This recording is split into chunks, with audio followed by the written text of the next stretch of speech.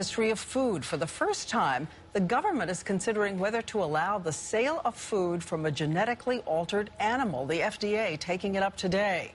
A company has tinkered with the genetic material of salmon so the fish can grow faster and reach groceries sooner. Are eaters ready? Here's Lisa Stark.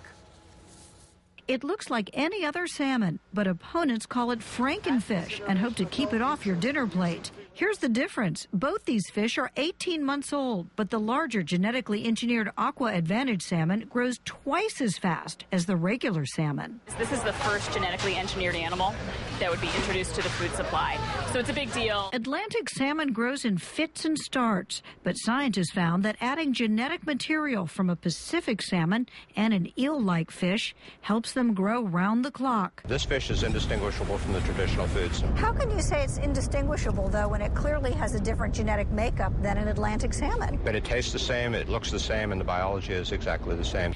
FDA scientists today agreed. Aqua Advantage salmon is Atlantic salmon, and food from Aqua Advantage salmon is as safe as food from other Atlantic salmon. Still, critics claim more studies are needed on how the fish might affect humans and the environment. For instance, what happens if these altered fish somehow make it out into the wild? Would they breed with native salmon? Would they crowd out the wild fish? The company insists there are safeguards. They're all sterile and they're raised in physically contained facilities. But opponents say there's no guarantee all the fish will be sterile. And there's already one case study in how the best laid plans can go awry. Canola plants used to make canola oil were genetically engineered to be resistant to weed killer. The problem, their seeds have now migrated from the company farms, carried by the wind, and perhaps by trucks taking them to market. They're now growing on the roadsides of North Dakota. Scientists worry they may create a hard-to-kill superweed.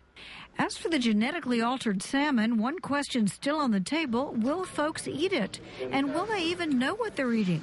Because the FDA has to decide if the fish will even carry a special label. Lisa Stark, ABC News, Washington. And heading overseas now.